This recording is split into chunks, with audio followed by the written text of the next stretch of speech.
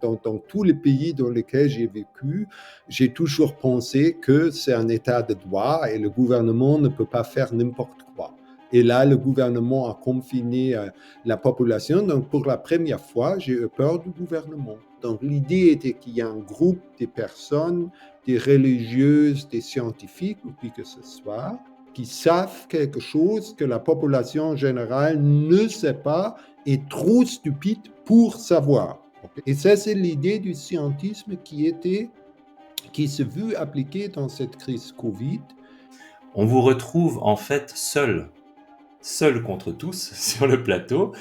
Et je pense que j'ai rarement vu une émission aussi déséquilibrée. Alors les chiffres épidémiologiques, c'est pour les épidémiologistes, et les concepts philosophiques, c'est pour les philosophes. Excusez-moi, j'étais très déçu que les médias, ou la RTS en l'occurrence, ont contribué à donner cette impression comme si on avait là un débat des médecins contre des philosophes. Février 2022, Michael Esfeld, le prof rebelle qui embarrasse l'UNIL. Donc vous embarrassiez toute l'institution. Et c'était quand même une première page dans le 24 heures ce jour-là, et une page 3, donc un article important, basé sur rien.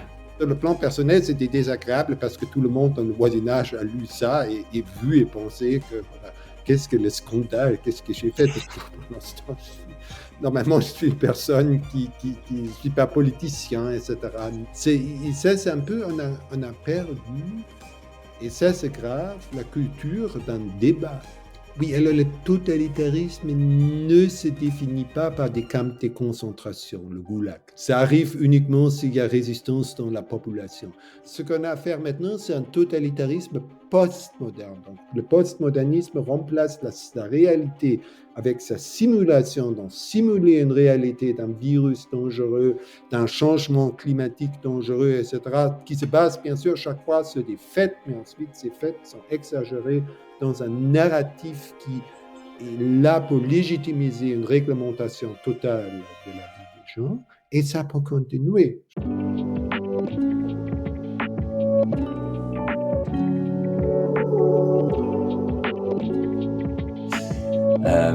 Alors, professeur Michael Esfeld, vous êtes professeur de philosophie des sciences à l'UNIL. Vous êtes l'auteur notamment de l'ouvrage Science et liberté, prophétiquement paru en 2020 déjà. Auteur également en allemand de Und die Freiheit, publié en 2021, écrit en collaboration avec le professeur Christoph Lütge. Et vous êtes également l'auteur plus récemment de Land ohne Mut en 2023, ainsi que de nombreux articles et éditoriaux. La raison pour laquelle je vous invite aujourd'hui, c'est que j'ai écrit un article qui parle de vous, qui critiquait la façon dont la RTS avait traité l'information durant le Covid. Et en particulier, j'évoquais votre intervention lors de l'émission Le débat infrarouge consacrée au Covid peu avant la votation sur la loi Covid en l'automne 2021. Et tout ça m'a donné envie de vous parler, alors en partie pour revenir et pour avoir votre impression de cette expérience médiatique, mais plus généralement aussi pour connaître votre opinion sur la crise du Covid, cette crise qu'on a traversée et que par certains aspects on traverse encore. Je pense qu'on aura l'occasion d'en parler.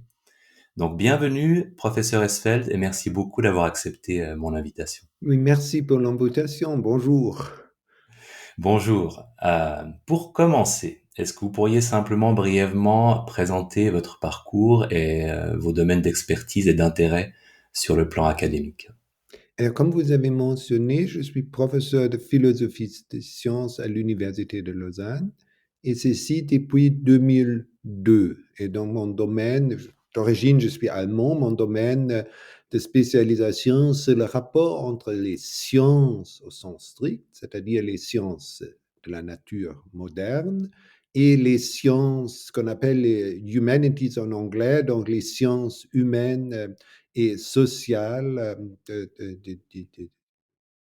Oui, le rapport entre les deux et le rapport, disons, je dois servir à l'UNIL deux publics, donc les étudiants en lettres, donc les sciences humaines, ainsi que, et cette exposition a été créée pour ça, les étudiants à l'EPFL, donc là, c'est notamment les étudiants des sciences de base, auxquels je donne des cours en philosophie de la physique, etc.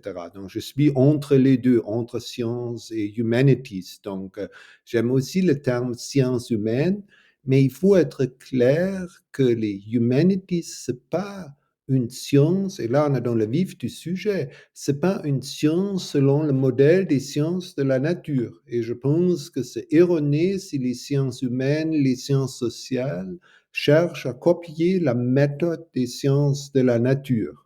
Donc, c'est quelque chose que j'ai toujours dit, c'est inspiré par Popper, Hayek, etc., qui ont critiqué déjà dans les années 40 la manière dont les sciences de la nature ne sont pas aussi des sciences humaines et sociales. Oui, alors en effet, ça va être une partie importante du sujet, je pense, qu'on va aborder aujourd'hui, parce qu'il s'est passé quelque chose de particulier par rapport au statut de la science sous plusieurs aspects pendant la crise du Covid. Euh, et d'une façon, je dirais, la plus immédiate, probablement la première chose qu'on a pu remarquer, que peut-être vous aurez remarqué, en tout cas une des premières choses qui m'a choqué, c'est la qualité de la réponse qui a été apportée à cette crise. Et je vous ai lu, et vous distinguez souvent ce que vous appelez une réponse médicale d'une réponse politique. Et selon vous, au moment où la crise du Covid a commencé, on a très vite répondu avec une réponse de type politique plutôt qu'une réponse de type médical. Est-ce que vous pourriez préciser euh, ce que c'est pour vous que cette distinction et à quel moment est-ce que vous avez observé pour la première fois que c'était en train de se produire, ce passage à la réponse politique?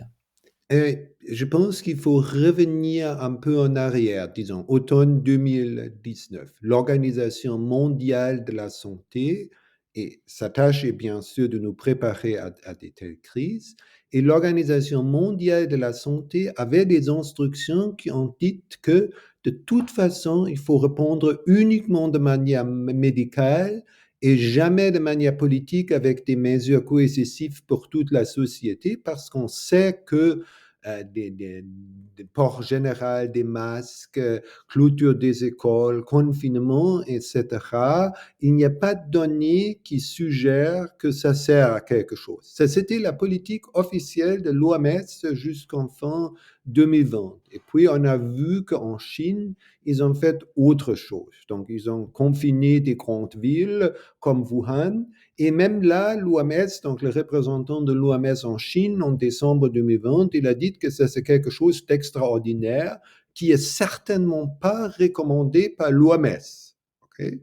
Et puis, on a vu, je pense, en février 2020, alors, il y avait les premiers politiciens en Europe de l'Ouest qui ont suggéré qu'on peut faire pareil comme la Chine. Donc, je me souviens d'un entretien de Matt Hancock, le secrétaire de la santé britannique à l'époque, il avait dit que même en Angleterre, on pourrait confiner des villes entières.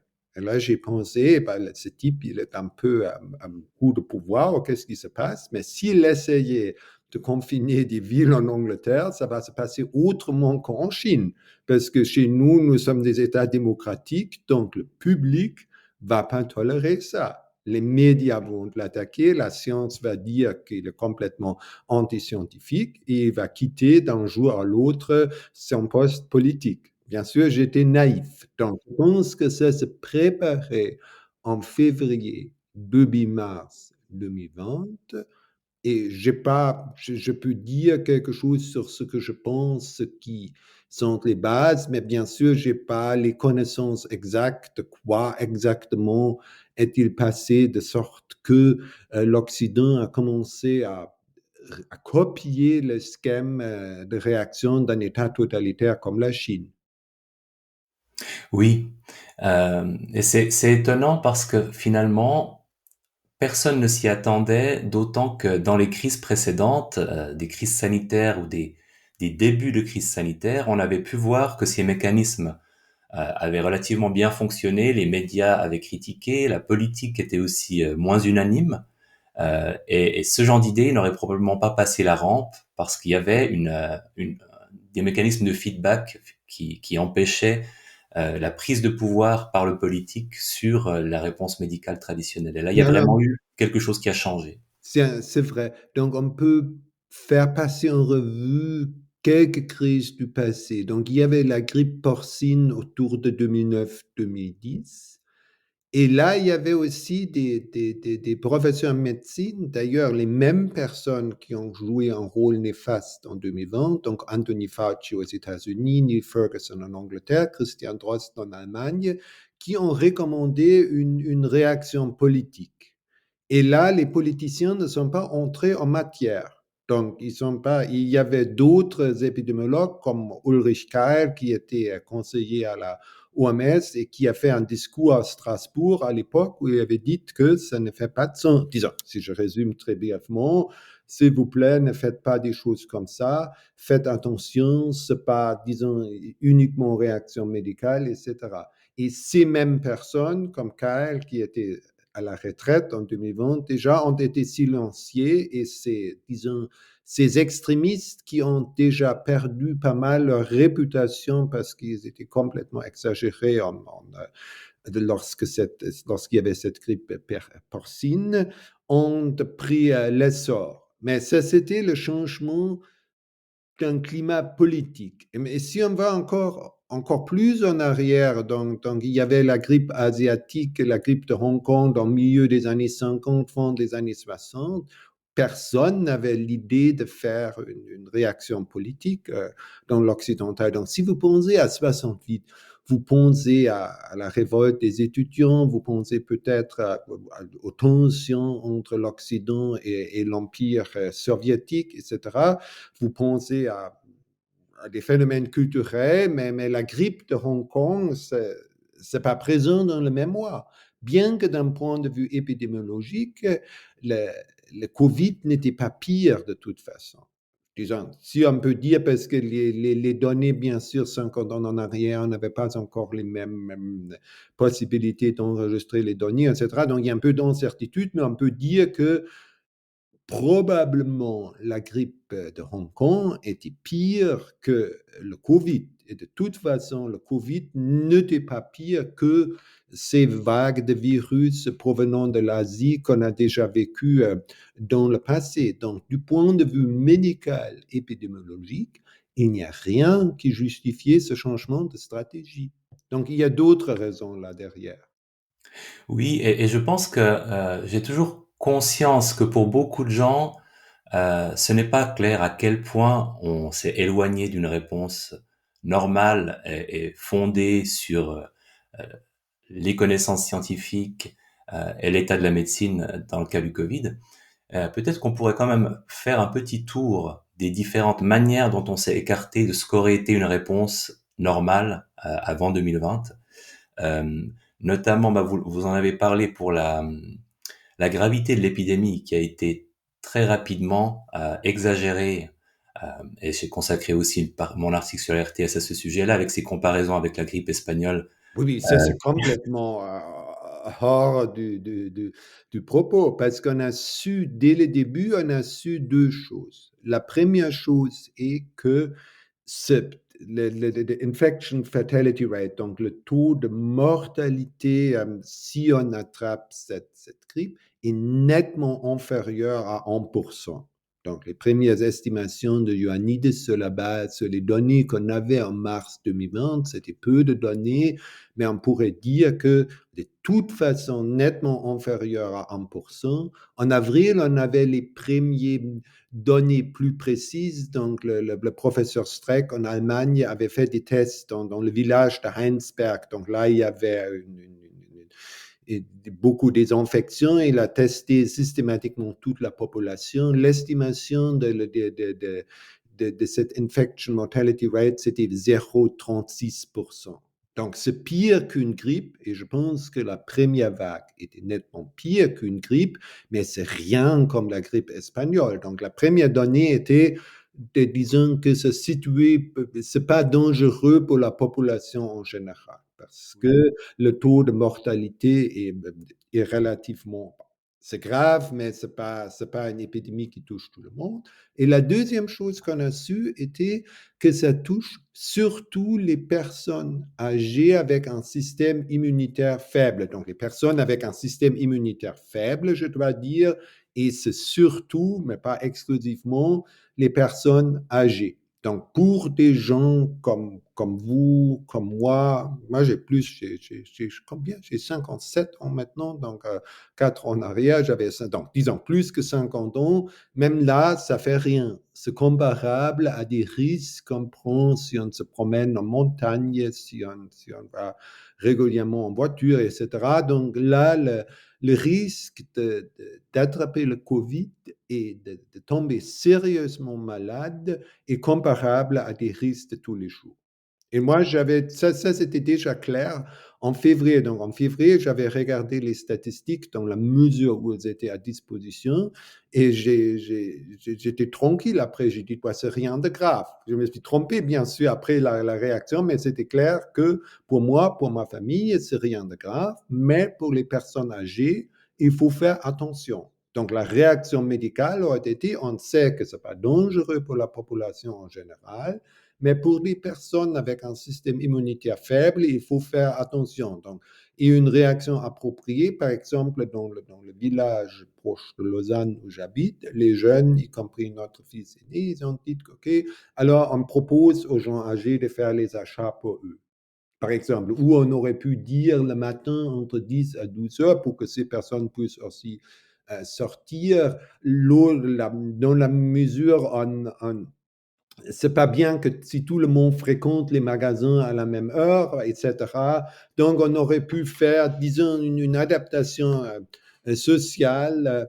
On peut proposer de faire des achats pour eux, mais beaucoup de gens dans notre voisinage ont dit, mais moi, je veux sortir, je ne veux pas m'enfermer dans mon appartement, etc. Donc, il faut les laisser prendre leur décision. Mais il était clair, et ça, c'était ensuite la recommandation de la Great Barrington Declaration, une proposer ou offrir une protection ciblée aux personnes pour lesquelles ce virus est dangereux. Mais pour le reste, laisser la vie continuer comme elle est. Et bien sûr, si on est malade, si on a des symptômes de maladie, on reste à la maison, on ne va pas au travail pour infecter les autres, etc. Donc, il n'y a aucune raison de croire que la société, dans la vie quotidienne, dans ses attitudes sociales, on n'est pas en mesure de gérer une telle situation. On n'a certainement pas besoin des politiciens ou des scientifiques pour ça.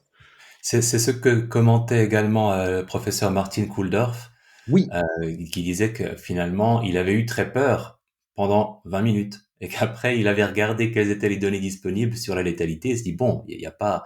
ouais, Et ça reste relativement simple de le vérifier. On sait que, par exemple, sur le plan de la surmortalité en Suisse, l'année 2020 était comparable à l'année 2015 où il y avait eu une canicule et surtout une mauvaise grippe, justement, pendant la saison hivernale, une mauvaise grippe. Donc, on n'était pas dans quelque chose qui était hors du commun. Et ça, c'est un peu le péché originel, parce que à partir du moment où on a donné une gravité à cette épidémie en termes de létalité supérieure à sa gravité réelle, la peur s'est installée. Et la peur peut conduire à oui. décider ou accepter les décisions qui sont pas rationnelles.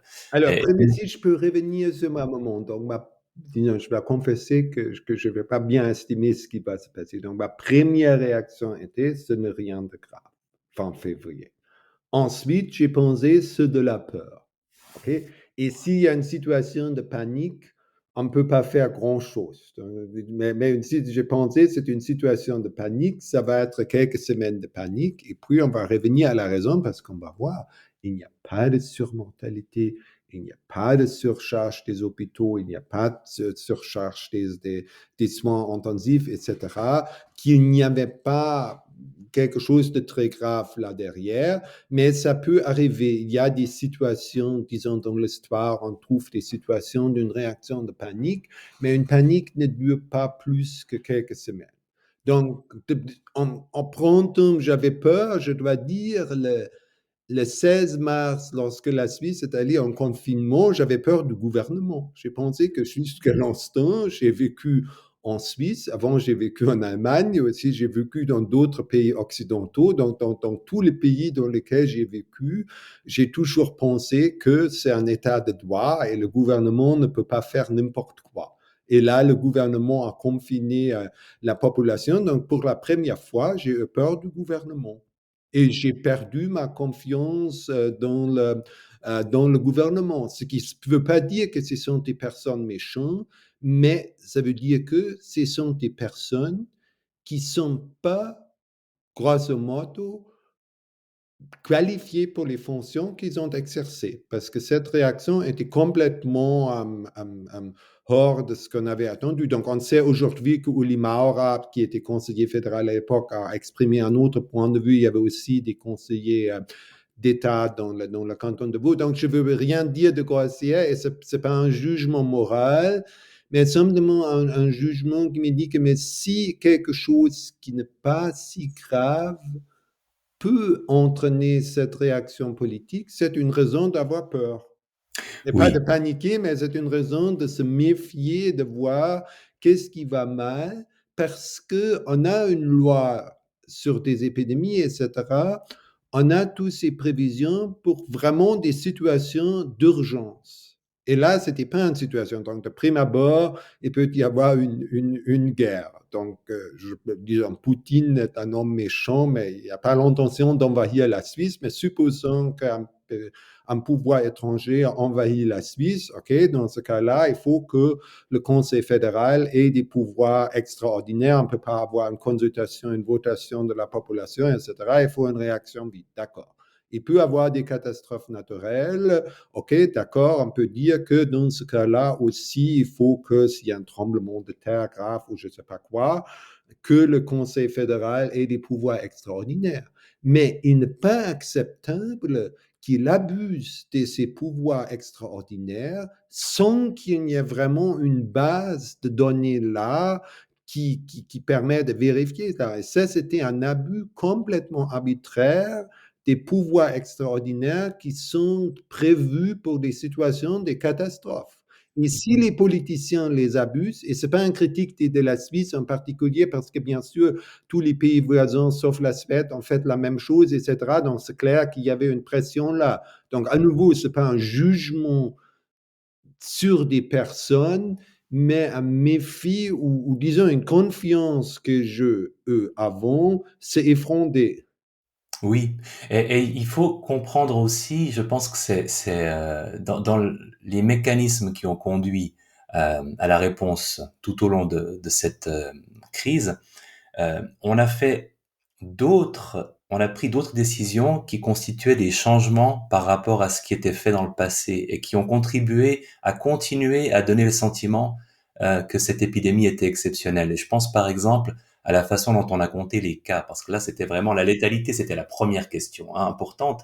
Et ensuite, il y a eu cette façon de pratiquer les tests et de compter ce qu'était un cas Oui, Covid, qui était aussi inédite. Alors là, peut-être que vous c'était pourriez nous moche. en parler aussi. Ça, c'était moche dès le début et on l'a su. Donc, il y avait le test PCR. Il y avait Karimalis qui l'a inventé. Et il a dit, ce professeur-là, il a dit que ce test ne se prête pas à un instrument de diagnostic. Bien sûr, ça peut aider, mais le résultat seul positif d'un test ne signifie rien parce que vous pouvez être en bonne santé, vous n'avez pas des symptômes de maladie, et néanmoins. Donc ça, c'est ensuite cette fabrication d'une réalité post-factuelle sur la base des tests, parce qu'on a su que les tests. Et ensuite, il y avait des données, mais ça, c'était plus tard. Donc un laboratoire à Münster, en Westphalie, ils ont fait 200 000 tests, ils l'ont évalué, ils ont constaté que presque la moitié étaient des fausses positifs. Donc, des gens ont été mis en quarantaine, etc. Mais il n'y avait pas des virus qu'ils ont pu transmettre à d'autres gens. Et c'est la raison pour laquelle la létalité est le seul critère ferme, parce que si quelqu'un est vivant ou mort, au moins dans un pays civilisé comme la Suisse et dans les autres pays européens, c'est enregistré. Donc, on sait on connaît les décès. On ne connaît pas les causes des décès, mais au moins on connaît les décès. Donc, comme vous avez dit déjà avant, s'il y a une épidémie, s'il y a quelque chose d'extraordinaire, ça doit se manifester dans les statistiques des décès.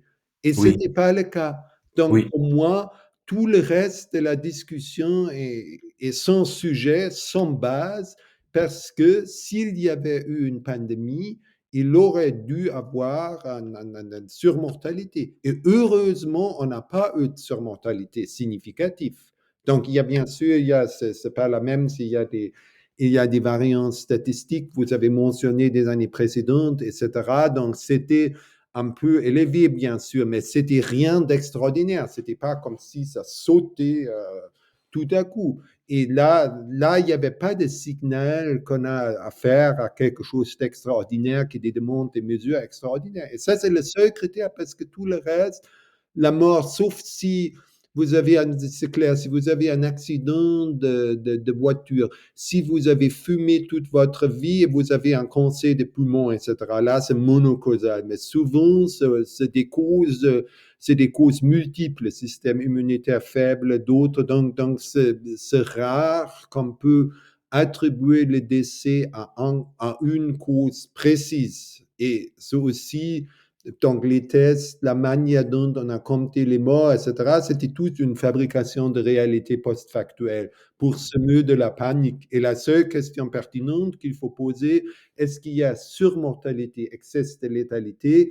Est-ce qu'il y a surcharge des hôpitaux et surtout des soins intensifs? Disons, surcharge systématique, ponctuelle, bien sûr, ça peut arriver que la vague de virus touche particulièrement, disons, la ville de Lausanne. Et bien sûr, en ce cas-là, les hôpitaux lausannois, le chiffre sera débordé, mais on aura des places à Genève, etc. Donc, localement, on a toujours la situation qu'un hôpital peut être débordé, mais on n'a pas eu ça sur le plan national. Donc, ça, c'est un autre critère qu'il y a vraiment des maladies sérieuses. Ça veut dire que donc, partout dans le pays, on a en surcharge des cabinets médicaux, des hôpitaux, etc.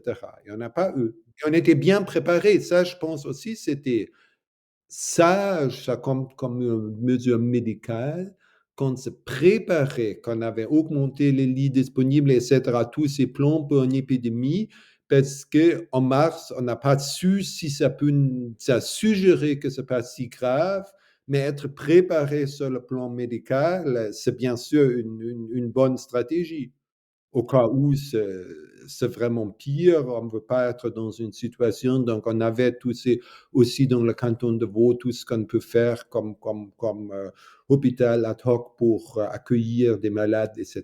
Ça comme tout comme stratégie de précaution et de préparation. Et il faut aussi être au clair qu'il faut aussi dire que les données en mars 2020 étaient faibles. Donc, ça suggérait que ce n'est pas si grave, mais il y a une incertitude. Donc, restez préparés. Mais ne confinez pas la société, bien sûr. Restez préparés au sens médical au cas échéant, on a les dispositifs à disposition pour guérir les malades. oui, et c'est vraiment, je pense, pour les personnes qui n'auraient pas suivi toutes ces informations avec la même voracité que vous et moi, euh, il faut préciser qu'il y a eu cette surestimation de la létalité au départ, Oui, et par la suite, en effet, dans la politique de test, on a fait des choses qu'on n'avait jamais faites, surtout à large échelle, c'est-à-dire le test systématique de personnes asymptomatiques, qui est ouais. pas du tout une pratique Bien sûr, courante, avec un test PCR, comme vous l'avez décrit, qui est pas fait pour ça et qui, suivant la sensibilité choisie, le seuil choisi pour déterminer qu'un cas est positif, a produit beaucoup de faux cas positifs de personnes qui n'étaient en tout cas pas infectieuses. Et par la suite, là aussi, pour bien montrer l'importance de la surmortalité toute cause comme échelle vraiment déterminante, on a aussi introduit une façon de compter les décès COVID qui était très particulière, puisqu'on pouvait mourir d'à peu près n'importe quoi c'est ça. comme cause principale, à condition que le test Covid soit positif, on était compté comme un décès Covid. Donc évidemment, avec des cas qui n'en sont pas forcément, en raison de la méthode utilisée et du test de personnes asymptomatiques, et avec des décès qui n'en sont pas forcément parce qu'on pouvait mourir de n'importe quoi et être estampillé mort Covid, le seul critère solide auquel on puisse se rattacher pour évaluer aussi bien la gravité de l'épidémie que l'efficacité des mesures, c'est finalement la mortalité toute cause, qui est l'étalon de mesure qui est fiable pour nous. Oui, ça c'est une chose. Et il y a une deuxième chose. Et là, je pense aussi chacun peut juger. Donc, c'est clair que nous, disons pour moi, la science, c'est la profession, donc je regarde les statistiques, mais beaucoup de gens ont d'autres choses à faire. Mais il y a la faculté de jugement. Donc, si le gouvernement vous dit qu'il y a ou les médias supportés par le gouvernement vous disent qu'il y a quelque chose de très dangereux, qu'il y a un confinement, etc., il faut tout de suite se méfier parce que vous devez le voir dans votre voisinage. Et si vous ne voyez pas que des gens, qu'il y a une maladie, une vague de maladies extraordinaires, si vous connaissez personne qui est décédé, heureusement, alors la, la propagande de la part du gouvernement et des médias du gouvernement et la réalité ne correspondent pas. Et en ce cas-là, c'est bien sûr clair que la réalité, c'est ce que vous percevez. Donc, s'il y avait quelque chose de très dangereux, vous devez le voir dans votre voisinage. Et le gouvernement s'attache peut-être dans ce cas-là de dire que rester calme, etc., comme dans un feu, paniquer ne sert à rien. Mais si le gouvernement vous dit que vous devez rester à la maison et vous voyez rien de ça dans votre voisinage, vous savez que c'est une fausse alerte. Parce que s'il y avait quelque chose dans votre voisinage qui est dangereux, vous resteriez vous-même dans la maison. Donc, vous regardez par la fenêtre, vous voyez des gens sortir, les gens qui sortent dans la rue sont malades. Il y a même certaines qui doivent aller à l'hôpital hospitalisés, il y a des décès, etc. Bien sûr, vous vous confinez vous-même. Donc, le gouvernement doit faire, dans ce cas-là, juste le contraire, doit dire que ce n'est pas possible que tout le monde se confine eux-mêmes. Donc, s'il vous plaît, les médecins doivent sortir, les services de base pour qu'on ait de la nourriture, etc. S'il vous plaît, quelques gens doivent sortir. Ce n'est pas possible que toute la société se confine soi-même. Donc, c'est juste là, disons, le test de réalité, c'est juste le contraire. Un gouvernement, si le gouvernement vous impose le confinement, c'est de toute façon trop tard, parce que s'il y avait vraiment quelque chose d'urgent et dangereux, vous le faites vous-même, sauf si c'est quelque chose qui n'est pas visible, donc la radioactivité qui peut produire des doses de radioactivité faibles dont vous avez des effets uniquement des années plus tard, etc. Là, bien sûr, il faut une alerte médicale qui vous dit qu'il faut faire même attention, mais ce n'est pas ça. S'il y a un virus, vous voyez les gens infectés. Donc, c'était clair que le gouvernement a fait juste le contraire de ce qu'il devait faire. Normalement, il y a une panique, s'il y a quelque chose de grave, il y a une panique dans la population et la tâche des scientifiques, des médias, des politiciens est juste de dire qu'il faut rester calme, etc., faire une réaction rationnelle, voir à ce que la société, disons, les fonctionnements des bases continue, qu'il y a les médicaments, la nourriture, etc., à disposition, que les services médicaux fonctionnent, la police va aussi fonctionner, etc. De ce qu'on sait, ce qu'on connaît d'autres situations urgentes, comme un hurricane aux États-Unis, etc. Il y a d'autres, il y a beaucoup des exemples où il y a vraiment des situations urgentes et la réaction du gouvernement doit être, on doit organiser les choses et c'est pas possible que tout le monde fait la panique. Mais si le gouvernement commence à semer la panique, ordonner des confinements, bien que dans votre environnement, vous voyez rien, vous savez qu'il y a quelque chose qui va pas là.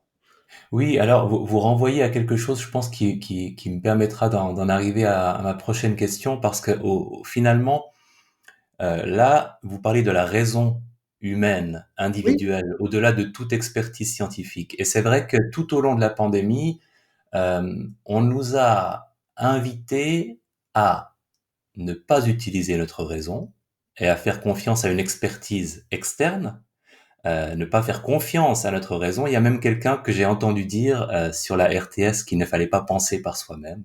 Donc, ce que fait le complotiste, c'est il va faire des recherches par lui-même, il veut penser par lui-même, il veut voir par lui-même. Il veut penser par lui-même, est... mais comment c'est possible? Ça, c'est vraiment... Mais vous ne pouvez pas penser par vous-même. De penser par lui-même. Oui, on ne peut pas. Bah, C'est c'est Vous ne pouvez pas intéressant. penser par vous-même. En médecine, c'est difficile. C'est C'est intéressant. une idée qui a été démolie au moins depuis Kant. Ça n'a pas de sens. Ah, Vous très avez intéressant. besoin. Oui, vous ne pouvez pas penser Je par pense que vous-même. cette phrase, il faut la retenir ce Mais en soir. tout cas, elle est dans le Vous ne plan du pouvez débat. pas penser par Vous vous-même. aidez Pensez qu'à parler. toujours avec. On ne pouvait pas penser par soi-même sur les sujets Oui, oui. médicaux. Et ça, dans le vif de mon sujet, le scientisme par contraste à Oui, la science. alors attendez. C'est-à-dire que, à nouveau, Attendez, je veux y arriver au scientisme parce que c'est bien là que je pense qu'il faut qu'on aille maintenant. Mais j'aimerais juste en faire l'inventaire de nouveau pour que ce soit clair, parce que d'une part, il y a la raison vraiment individuelle, la capacité de raisonnement individuel de chaque être humain qui ne devait pas être suivie. Et il y a aussi la science traditionnelle et les résultats scientifiques en bonne et due forme qu'on devait aussi mettre de côté. Donc, on a parlé de la létalité, on a parlé des vagues de cas et de décès Covid qui ont été artificiellement augmentées. Les mesures non pharmaceutiques, j'en ai déjà souvent parlé, vous aussi, mais il suffit peut-être de dire que sur le plan scientifique, les données avant la crise du Covid sur le port du masque en population générale, et même pendant et même après, les données de haute qualité que sont les essais contrôlés randomisés, arrivaient à la conclusion qu'on ne pouvait pas affirmer que le port de masque en population générale était efficace pour réduire la transmission d'un virus respiratoire. Ça ne veut pas dire qu'il n'y ait pas des scénarios où ils peuvent être utiles, mais on parle vraiment de l'usage en population générale, l'usage qui a été imposé par les gouvernements. Celui-là, il n'y avait pas de données scientifiques solides qui montraient que c'était une mesure efficace. Et pour le confinement, vous avez mentionné ce rapport de 2019, on savait que c'était une mesure qu'il fallait éviter, entre autres parce que les conséquences négatives, la balance risque-bénéfice, avait de très grands risques d'être défavorable. Et c'est quelque chose, d'une manière générale, cette façon d'envisager les mesures sous l'angle de leurs risques et de leurs bénéfices et de faire le ratio entre les deux, qu'on a complètement aussi envoyé promener pendant la crise Covid. Donc, on a demandé à la population de ne pas penser par elle-même, de ne pas faire confiance à son propre jugement, et on a aussi demandé aux personnes comme vous qui ont une formation dans le monde académique qui leur permet de comprendre la science, d'oublier l'état de la science au moment où la crise est arrivée et de seulement suivre, ça a été vrai aussi pour les traitements, pour les vaccins, on aura peut-être l'occasion d'en reparler. Donc, c'est ce que vous avez appelé un abus de la science dans un article que vous avez publié en janvier 2021, où vous parliez notamment des risques posés par cette forme de scientisme. Et je pense vraiment qu'on est dans le cœur du sujet de ce qui s'est passé. Qu'est-ce que ce scientisme et comment est-ce qu'il s'est manifesté durant la crise du Covid pour vous? Là où j'étais, excusez-moi, c'est une mauvaise habitude de professeur d'interrompre les gens. Non, c'est très Je bien. voulais juste dire que là aussi, sans avoir aucune connaissance de spécialiste, vous voyez que quelque chose ne va pas. En Suisse, nous sommes dans une démocratie, même dans une démocratie semi-directe. Donc, environ 3 à 4 fois par an, vous êtes appelé à voter. Voter sur toutes sortes des sujets. Donc, notre État se base sur l'idée que les gens sont capables de voter et de se faire des opinions. Donc, ils doivent penser eux-mêmes. Et aussi que lorsqu'il y a une votation, quoi que ce soit le sujet, on peut voter oui ou non. Il y a des arguments et des contre-arguments pour chacune des deux positions dans la votation. Donc, si on dit que scientifiquement, il faut voter oui ou non, disons que la science prédétermine le vote ou la morale prédétermine le vote, il y a quelque chose qui ne va pas. Parce que si la science le détermine, il n'y a pas de raison de voter. Donc, vous ne votez pas sur la loi de la gravitation, par exemple. Donc, vous habitez dans un immeuble, moi j'habite au premier étage là, donc sauter du balcon pour sortir serait une mauvaise idée, sauf s'il y a un feu dans l'appartement, etc. Mais sortir par le bas, sauter, c'est la loi de la gravitation. Et quelle que soit votre votation, la loi de la gravitation est là. Donc, ça serait absurde de voter là-dessus parce que c'est un fait. OK? De même, moralement. Donc, vous ne pouvez pas voter sur que certaines personnes n'ont pas les droits de l'homme, etc. Ou disons la peine de mort, par exemple. Ça serait quelque chose disant que l'État n'a pas le droit d'appliquer la peine de mort. C'est pas, disons, on peut imaginer plein de sujets où l'on disait que moralement, c'est clairement ou d'interdire de certaines pratiques religieuses qui touchent pas les autres. Donc vous pouvez pas prier ou vous n'avez pas le droit de lire la Bible ou des choses comme ça qui touchent clairement les droits de l'homme ou la morale. Donc ce n'est pas un sujet de votation. Donc, c'est clair qu'on attend des gens, autrement, ces scientifiques doivent dire que, comme Platon, que c'est les scientifiques qui doivent gouverner, parce que la population n'est pas capable de s'auto-gouverner, de s'auto-déterminer. Et ça, c'est là, vous voyez, le scientisme, c'est en effet ça, c'est l'idée que la science ne nous apporte pas uniquement des faits, mais aussi des normes, qu'on peut mener une vie scientifique, pour ainsi dire, que la science est aussi... Et là, la science prend la place de la religion, à savoir la religion de l'État de l'époque prémoderne. Et à l'époque prémoderne, on n'avait pas l'État constitutionnel, on n'avait pas la démocratie, parce qu'on avait la religion et on avait des gouvernements qui se réclament d'être de l'autorité divine. Donc, l'idée était qu'il y a un groupe de personnes, des religieuses, des scientifiques ou qui que ce soit, qui ont, prime abord, un savoir privilégié, qui savent quelque chose que la population générale ne sait pas, est trop stupide pour savoir. Ils ne sont pas capables de penser eux-mêmes, et qu'en vertu de ce savoir, ces gens sont légitimisés d'exercer le pouvoir politique et de réglementer la vie des gens.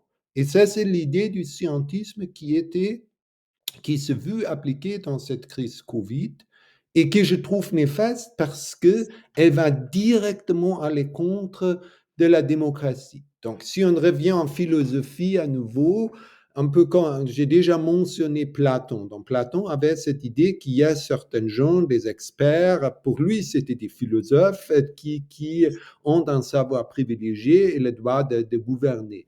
D'autre façon, il y avait Socrate qui a pratiqué cette attitude scientifique d'interroger les gens, d'être sceptique vers des prétentions de connaissance.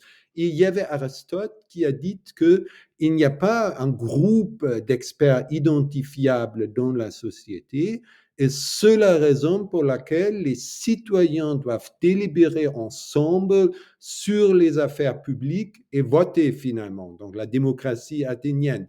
Donc, il y a depuis l'Antiquité, dans la pensée occidentale, ces deux paradigmes. Le paradigme platonicien qui dit qu'il y a un groupe d'experts, des philosophes, des religieux, des scientifiques ou qui que ce soit, qui ont un savoir privilégié que les autres ne peuvent pas acquérir parce qu'ils sont trop stupides pour ça et doivent gouverner, versus le paradigme Socrate-Aristote, qui dit qu'il n'y a pas ce savoir privilégié et pour cette raison-là, il faut avoir un débat public.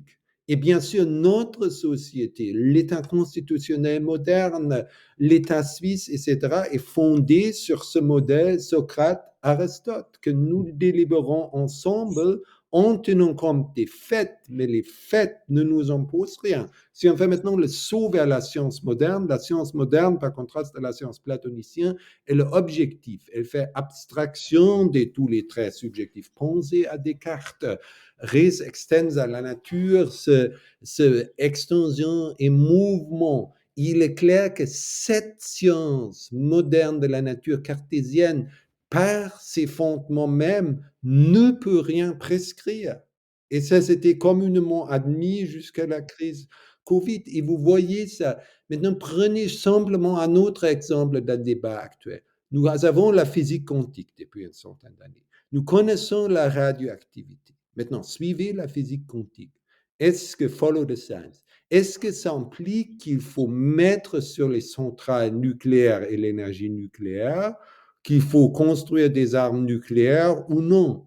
Évidemment, la physique quantique nous donne certaines connaissances, qui sont des connaissances des spécialistes, mais ces spécialistes ne peuvent pas prédéterminer ou dire, ils peuvent avoir une opinion comme chacun d'autre, mais la science en tant que telle, la physique quantique en tant que telle, ne dit exactement rien sur s'il faut ou non construire des centrales nucléaires ou des armes nucléaires.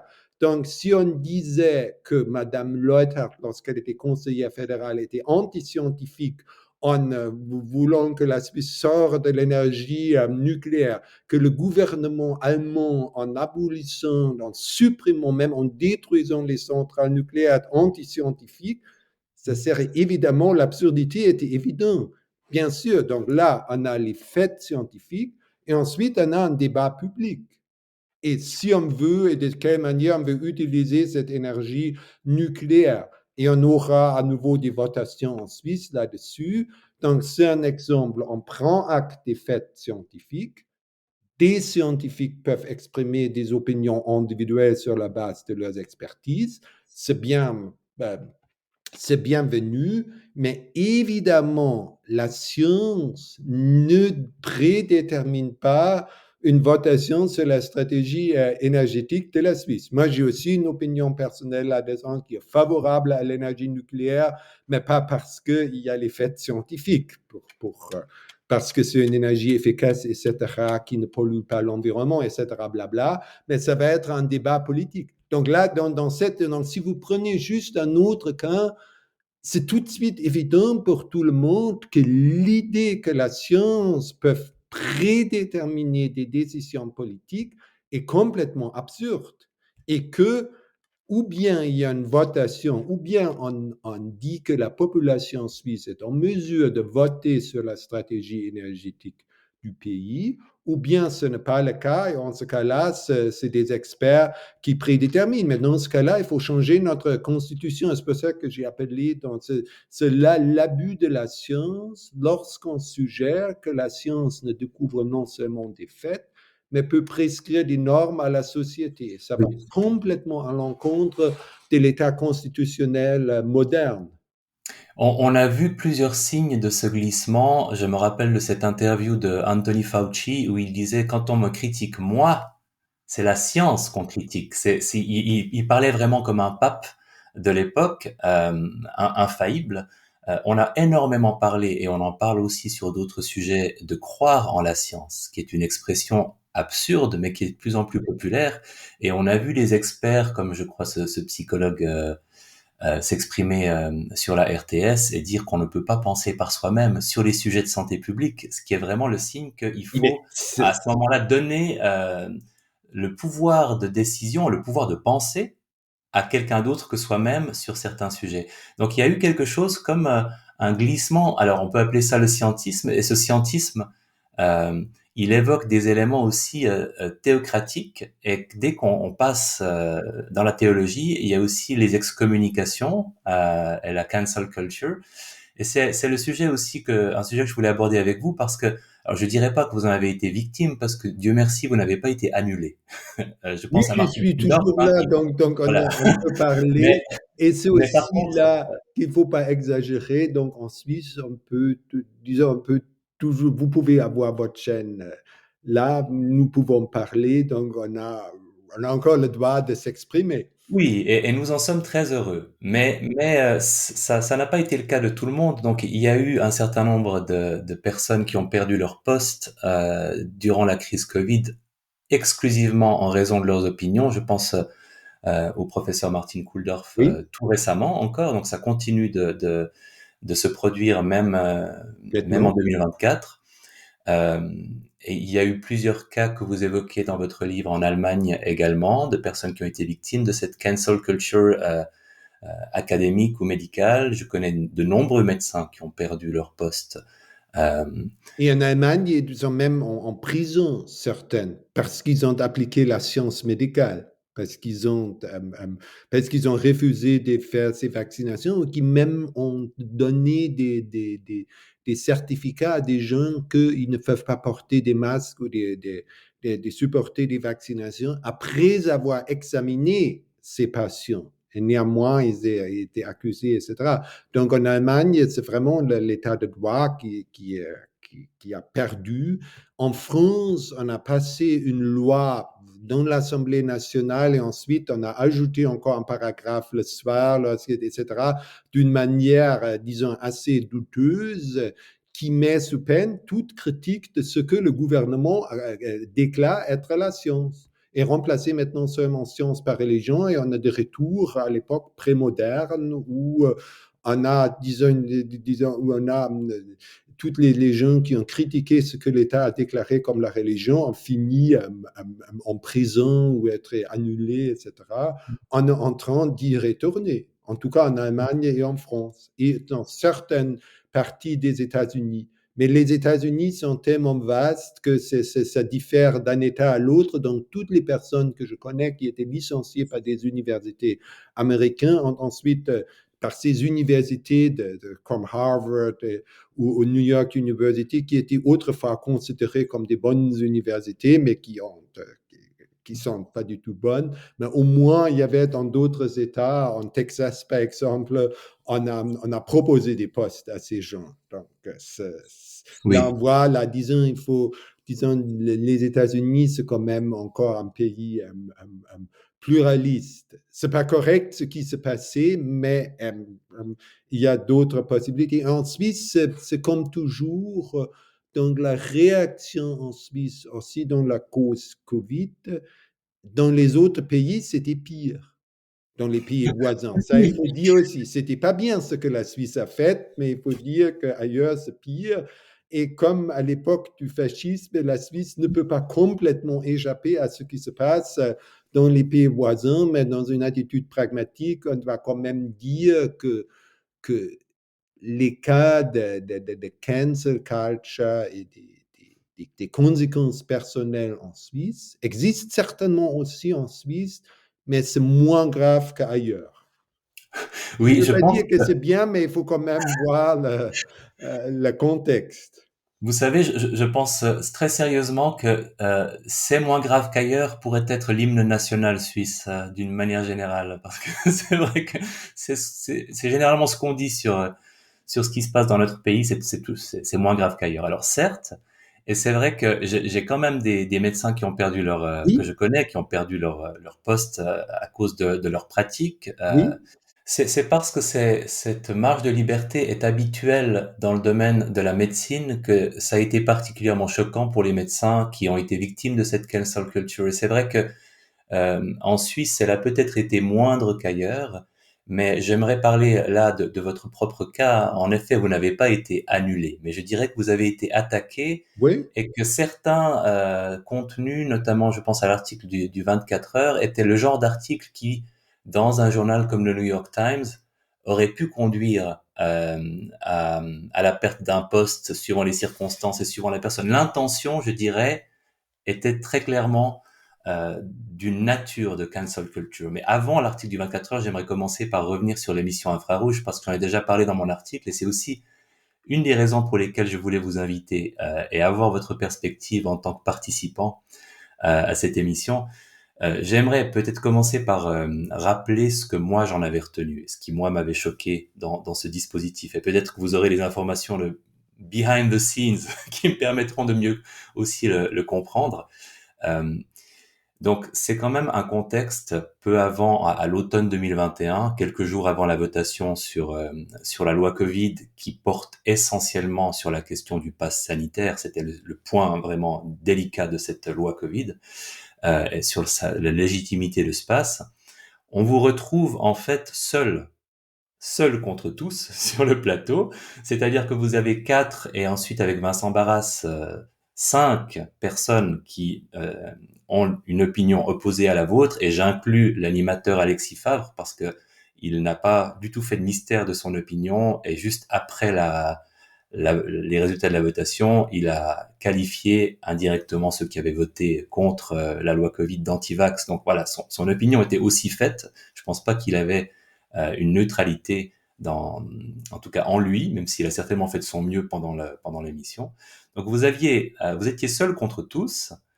Et pour moi, c'était même pas le plus choquant. C'est déjà pas très bien parti comme dispositif dans un débat s'il y a un seul des invités qui est seul contre tous les autres.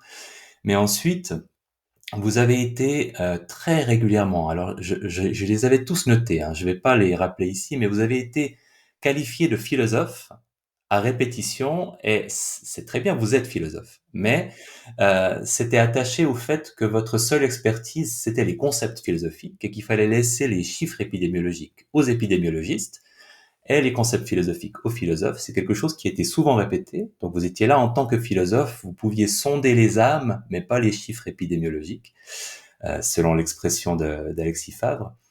On a tous des compétences. À ma gauche, un philosophe des sciences qui a de grandes compétences dans ce domaine-là. À ma droite, un épidémiologiste qui a de grandes compétences dans ce domaine-là. Et vous, Et moi, un interniste clinicien, avec- ouais. mais qui a fait aussi de l'épidémiologie et de la recherche Et un fondamentale. ministre bien compétent lui aussi. Donc, apportons ce que nous connaissons dans nos domaines de maîtrise et puis essayons effectivement d'élever un petit peu le débat. Je pense que c'est important. C'est vrai, on va dire ça. Alors les chiffres épidémiologiques, c'est pour les épidémiologistes, et les concepts philosophiques, c'est pour les philosophes. Excusez-moi, Et lorsque il y a eu des points, et je vais revenir dessus parce que pour moi c'est important, des points de discussion, de désaccord entre vous et par exemple Didier Pittet, à plusieurs reprises, on vous a dit mais on n'est pas là, on peut pas s'échanger des chiffres à la télévision, on peut pas s'échanger les faits et les chiffres, c'est pas le lieu pour ça. Michael Esfeld. Non, mais comparez pas la Suède Suède à la Michael Suisse. Esfeld, ce Pardon. qu'on fait, c'est que c'est impossible dans l'exercice du débat à la télévision Ouais. de s'envoyer des chiffres et de partir sur l'idée c'est vrai, c'est faux. C'est un exercice qui est absolument impossible à faire autour d'une table. Donc finalement, vous étiez seul contre tous. Vous étiez présenté comme n'ayant pas l'expertise nécessaire pour parler de faits et de chiffres épidémiologiques, et argumenter n'était pas vraiment autorisé parce qu'on n'est pas là pour parler de faits et de chiffres.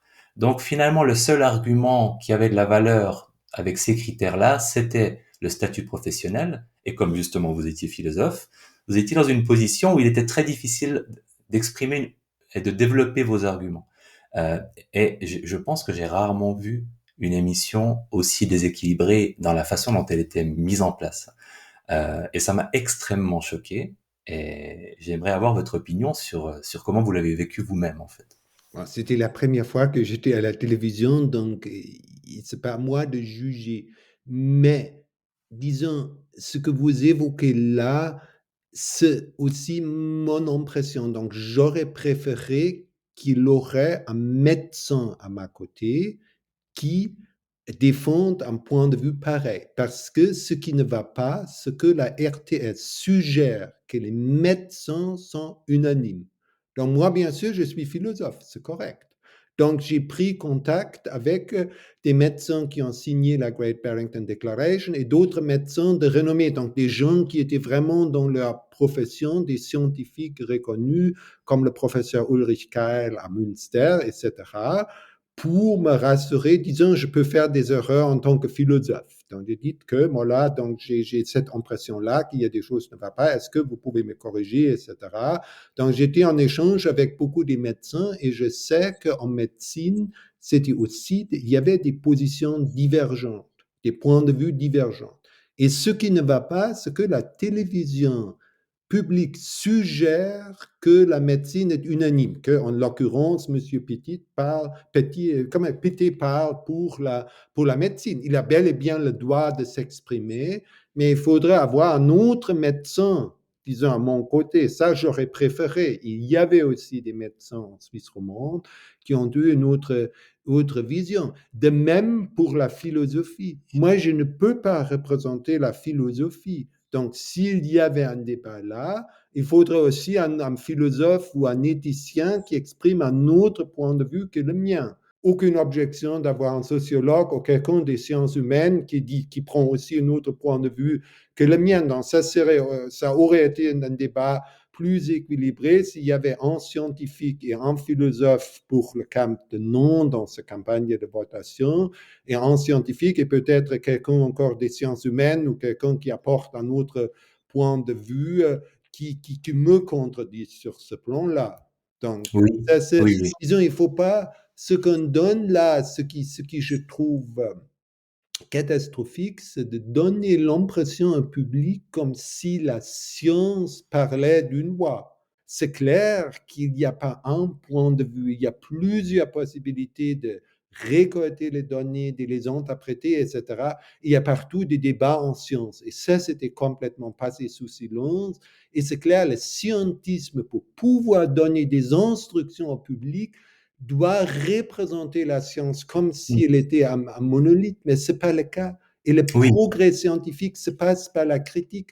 Donc, pensez 100 ans en arrière, 120 ans en arrière, on a dit que la physique est terminée, on a déconseillé à Einstein de faire la physique. Mais qu'est-ce qui s'est passé? Einstein a fait une révolution dans la physique, donc ils étaient tous erronés de penser que la science a parlé à des clos. Et avec cette attitude, on sera encore au XVIIe siècle, on n'aurait pas eu les progrès scientifiques qu'on a eu. On a eu ces progrès parce qu'il y avait des débats parfois virulents, des débats, etc., comme dans la vie aussi en sciences. Et ça, c'est le scepticisme et la critique, c'est le moteur du progrès en sciences, bien sûr aussi en philosophie et ailleurs. Et tuer, si vous voulez tuer la science, vous la représentez comme un monolithe, comme une religion. Ça tue d'ailleurs aussi les religions.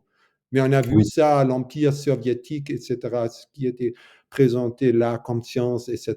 On sait, ça n'a pas marché parce que ça a supprimé le débat, ça l'a nuit à la société. Et là, c'est j'ai été très déçu que les médias, ou la RTS en l'occurrence, ont contribué à donner cette impression comme si on avait là un débat des médecins contre des philosophes ou contre des gens des sciences humaines qui ont certaines réserves contre les recommandations médicales, ce qui n'était pas du oui. tout le cas. Oui, j'aimerais revenir là-dessus parce qu'en fait, vous avez raison. Pour moi, ça évoque vraiment un dispositif scientiste, cette émission, parce que ça visait vraiment à présenter la science comme un monobloc absolument uniforme où toutes les opinions étaient les mêmes. Euh, et je peux pas m'empêcher parce que vraiment, j'ai à titre personnel souffert en regardant cette émission 2 fois. Donc, parce que j'ai souffert, je me sens le droit de revenir sur certains des échanges que vous avez eus avec Didier Pittet durant l'émission, parce que je pense qu'avec le recul, ils sont intéressants. Vous avez eu un moment où il a dit, on n'a jamais vu depuis la grippe espagnole une maladie qui tuait autant, et vous n'étiez évidemment pas d'accord avec cette perspective.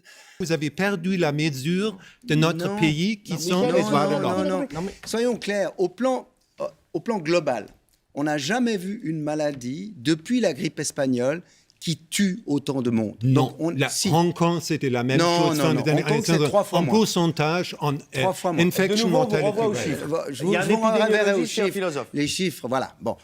Alors, j'aimerais simplement rappeler, on a eu en plus une étude tout à fait locale, hein, Isabelle Locatelli, qui est une statisticienne de notre région.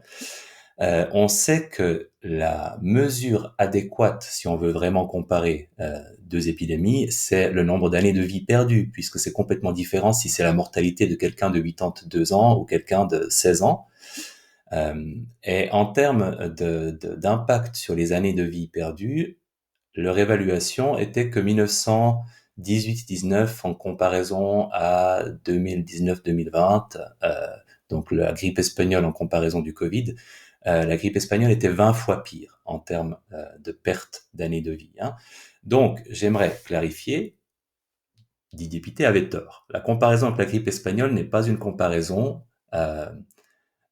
adéquate sur le plan scientifique si on prend les mesures qu'on doit normalement utiliser pour comparer deux épidémies entre elles pour mesurer laquelle aura tué le plus. Plus Et tard c'est dans ce qu'on a l'émission, dit avant, c'est la surmortalité. En oui, 2021, on a su qu'il n'y avait pas de surmortalité significative dans les pays occidentaux comme la Suisse, comme la Suède en 2020. Et ce n'était pas à cause des confinements en Suisse, parce que la Suède n'avait pas continué. Disons, confine. une virus passe avec des vagues. Donc, si vous prenez certaines semaines, bien sûr, il y avait plus de décès en Suède que dans d'autres pays. Mais si vous regardez sur l'ensemble de l'année 2020 et 2021, il y a, ça c'est le point de débat là était que M. Pittet a prétendu, parce qu'il avait fait une étude pour blanchir le gouvernement Macron, si je peux le dire ainsi. Là, donc, il a soutenu que les confinements ont marché. C'est Oui, faux. On avait là, à l'époque, déjà Attendez. la preuve scientifique que les confinements n'ont servi à rien. Donc, monsieur, Je vous vous arrête là voulez parce bien que blanchir le gouvernement Macron, mais c'est anti-scientifique ce point de vue. C'était oui, contre les faits scientifiques à disposition de l'époque. Et c'était la seule raison pour laquelle je suis allé dans les chiffres, ce qui n'est pas mon job, c'est correct. Mais là, malheureusement, les chiffres étaient clairs et c'était représenté de manière fausse. oui. Alors Il là, aurait ça c'est dû avoir un médecin, un scientifique qui aurait dû dire ça, mais qui n'était pas présent, donc c'est tombé sur moi. Mais c'était des faits clairs qu'on a connus à l'époque, simplement en comparaison les pays qui n'ont fait presque rien sur le plan politique, comme la Suède, et certaines, et maintenant on peut dire la Suède, la Suisse, on ne peut pas comparer, mais prenez alors les États aux États-Unis, donc même des États voisins, South Dakota, North Dakota, South Dakota n'a quasiment rien fait, North Dakota beaucoup, c'est des États voisins. Vous ne voyez rien dans les statistiques, dans surmortalité, hospitalisation, même si vous prenez à la lettre les décès Covid, les tests, etc., vous voyez rien, vous voyez aucun effet des confinements ou des mesures politiques ou des mesures non pharmaceutiques sur le développement de l'épidémie. Si un pays n'a absolument. rien fait sur le plan politique ou a fait beaucoup sur le plan politique, ça n'a rien changé sur le plan épidémiologique. Et c'est la preuve que nous avons, la seule preuve, disons, c'est pas une preuve, mais c'est la seule preuve de la réalité que nous avons pu, qui montre que ces mesures politiques ont causé que des dégâts. Donc, même une étude bénéfice-utilité sera hors question parce que l'utilité était exactement zéro. Et ça, c'était déjà connu en fin 2021. Et ça, Oui, c'était ce que j'avais essayé peut-être un peu maladroite à communiquer là, et c'était pas mon job, mais il y avait personne pour le communiquer. non, non, mais vous n'avez pas été maladroit. J'aimerais vraiment, encore une fois, hein, j'ai souffert en regardant cette vidéo, donc j'ai le droit un petit peu de, de remuer le couteau dans la plaie. Mais Didier Pittet est arrivé en disant les confinements, ça marche, on le sait. Il faut être clair que le confinement, ça marche très bien. On l'a vu. Et il a dit les États qui ont le plus confiné sont ceux qui ont les meilleurs résultats. Aux États-Unis, vous avez eu un moment c'est un de ces moments où Alexis Favre a dit mais on peut pas comme ça s'échanger des chiffres. Il faut être très clair, les confinements, toutes les études qui prennent en compte une période comparable de temps, donc sur le long terme, et un grand nombre de points de comparaison arrivent à la conclusion qu'ils n'ont pas fonctionné. Et sur ce qu'on évoquait tout à l'heure comme critère, la mortalité toute cause, le Dakota du Sud est comparable au Dakota du Nord, il n'y a pas de différence spectaculaire. À la limite, elle serait plutôt en faveur de l'État qui n'a pas confiné Oui, sur le long c'est clair, terme. parce qu'il n'y Entre avait la pas Floride et les mois des confinements. entre la Floride et la Californie, c'est exactement la même chose, alors qu'ils ont eu, à partir d'un certain stade, des politiques totalement opposées. On sait qu'en Europe, la Suède est l'un des États qui a la plus petite surmortalité sur la période du Covid, alors que c'est l'un des rares qui n'a pas du tout confiné. Et encore une fois, on a eu, pour vraiment préciser l'aspect scientifique, tout le monde aura vu passer des études qui prétendaient que les confinements avaient été efficaces. Et c'est vrai que si on utilise des modélisations, on peut leur faire dire ce qu'on veut, et si on compare sur une période de temps limitée deux régions qui ne sont pas forcément réglées sur la même saisonnalité de virus, on peut aussi obtenir des résultats qui démontreront prétendument que les confinements sont efficaces. Et si on prend aussi une situation avant-après confinement, sans tenir compte de l'évolution de la vague de l'épidémie, on peut aussi faire dire beaucoup de choses. En fait, la science qui n'est pas très précise euh, peut arriver au résultat qu'on veut bien présenter, mais le jugement final qui est la mortalité toute cause ou le suivi sur le long terme dans de nombreuses régions ou de nombreux États du monde arrive toujours à la même conclusion, les confinements, ça ne marche pas et on le sait, n'en déplaise à Didier Pittet. Ça c'était un point important aussi, mais vous avez eu un autre débat, un autre désaccord et j'aimerais aussi en parler. Parce que ça m'a fait rire, en fait. À un moment, Didier Pittet, je crois que c'était lui, dit les scientifiques ont éclairé l'action des gouvernements. Et vous dites certains scientifiques, parce qu'il y a des scientifiques qu'on a exclus. Et Didier Pittet répond, oui, on a exclu les philosophes, on a exclu les gens des sciences humaines, sans doute, et c'est dommage, parce que leur perspective est toujours intéressante. Et en principe, les scientifiques ont éclairé les politiques et c'est les politiques qui ont pris les décisions. Mais certains scientifiques, on a exclu Compris les Michael scientifiques Eiffel. qui étaient critiques, on a sélectionné les scientifiques Alors, qui ça, on disent peut en des parler. mesures dures Ça, et on on les peut en a parler. exclus. Vous connaissez tous les scientifiques Oui. qui ont été exclus aussi en Suisse. Michael Esfeld. Une partie des scientifiques, c'est pas la science. C'est C'est vrai, une partie c'est de vrai, la c'est science. vrai. Mais c'est vrai. honnêtement, C'est important ce que vous Mais- dites, parce qu'on a exclu les scientifiques, il va ouais. falloir qu'on y revienne de manière très claire, Bon, si tout le monde est d'accord il y a- là-dessus. il y a une grande question de débat, c'est de quelle science avons-nous besoin au cours d'une pandémie? C'est vrai. Et en principe, on a besoin de toutes les sciences. Ouais. C'est une question qu'a posée, Mais alors, que m'a posée d'ailleurs Emmanuel Parce Hirsch, que moi, ça me que vous frappe, c'est la connaissez première fois qu'il y a- certainement. Il y a un consensus là-dessus. On a exclu qui comme scientifique Alors autour de la oui, on a exclu certaines sciences sociales, mais on les a pas Non, exclues on a exclu- volontairement. On a exclu les philosophes, mais on les a pas exclus volontairement. Et heureusement, certaines personnes parmi les scientifiques étaient plus ou moins philosophes. Vous voyez, c'est compliqué. C'est On a compliqué. Excusez-moi, C'est mais on a compliqué. exclu des médecins. Je ne parle pas des philosophes, Alors, des oui, sociologues. on a aussi Il y a exclu des beaucoup de médecins qui ont Si vous êtes d'accord, utilisé les Michael avocats Esfeld. de la stratégie traditionnelle, médicale. On les a exclus. Mais en fait, non, les personnes qu'on a exclues, il faut être clair, on a exclu des professeurs de médecine comme Martin Kulldorff, comme Jay Bhattacharya, de Harvard et de Stanford, respectivement. Ou en On a Suisse, exclu... Pietro Vernazza de Oui, Shanghai, justement. qui était un J'ai immunologue pas fini ma liste. renommé mondial, qui était Attendez. audité pour la task force, et ensuite, on l'a mis devant la porte lorsqu'il avait exprimé un point de vue différent. Oui, alors Martin Kulldorff de Harvard, Jay Bhattacharya de Stanford, Harvey Risch de Yale, John Ioannidis, le plus grand épidémiologiste au monde, Paul Marik, quand il s'agissait des traitements, le deuxième plus publié dans sa spécialité qui est les soins intensifs. En cardiologie, on a exclu Peter McCullough, le plus publié en cardiologie. En microbiologie, Didier Raoult, on est obligé d'en parler en France, c'est un géant de son domaine, il a aussi été exclu. En Suisse, vous avez parlé du docteur Pietro Vernazza, on pourrait en citer en Allemagne. On a mis en avant certains spécialistes qui avaient certaines opinions et on a exclu les plus grands spécialistes de leur discipline très souvent de façon vraiment choquante. Donc c'est pas les philosophes qu'on a exclus.